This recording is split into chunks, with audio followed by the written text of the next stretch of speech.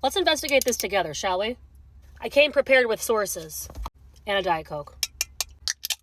Last year, the superintendent made $238,163.53. There is a bonus column. It says $0, but there's an extra column that says board paid annuity, $10,339.21. From what I've looked up online, the board pays that to the superintendent as a incentive. It also has their TRS retirement on here of $25,155.38. However, I don't know if the school district pays for TRS. Some schools, and I think this district is one of them, teachers are required to put money into TRS, but schools are not required to match it, which is bullshit.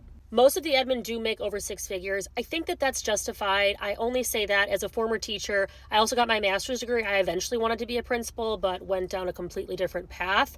I think that's okay, but this $238,000 salary with a $10,000 bonus is absolutely insane. I would have a hard time if I was a superintendent looking these people in the face that are making $50,000, $60,000, $70,000 with my almost $250K salary and being like, sorry, we don't have room in the budget for you. Mind you, the board's public deck here tries to use salaries for first-year teachers as an incentive.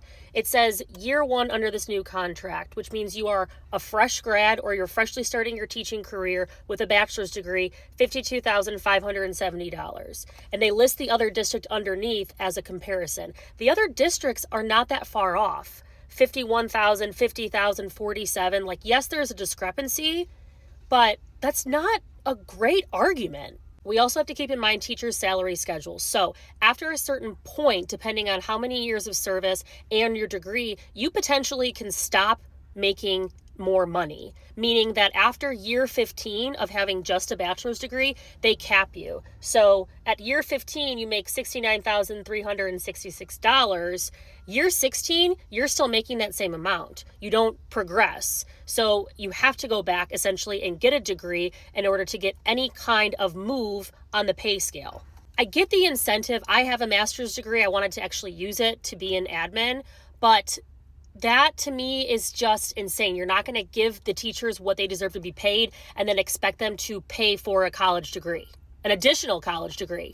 Obviously, there's nothing wrong with continuing your education, but I think it's silly that we push for people to get degrees and then by year 16 are like, well, you're not going to make any more money, go back to school, and then use the small amount of money you get additionally each year to pay off that degree. It doesn't make any sense. I just cannot believe in 2025 that we're having this conversation about paying teachers a fair and livable wage.